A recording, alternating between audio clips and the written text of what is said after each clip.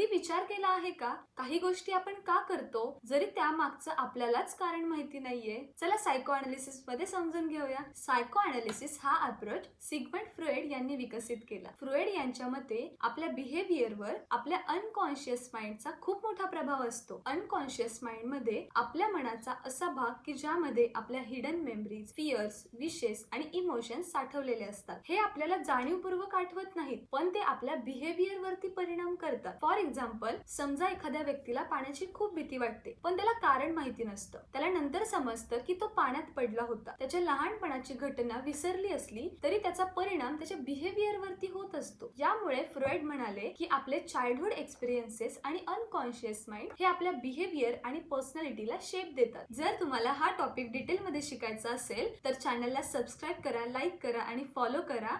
आणि माझा हा फुल व्हिडिओ चॅनलवरती अवेलेबल आहे, लिंक डिस्क्रिप्शन मध्ये आहे. आणि अशाच रीतीने द फ्लाइंग माइंड सोबत शिकत राहा.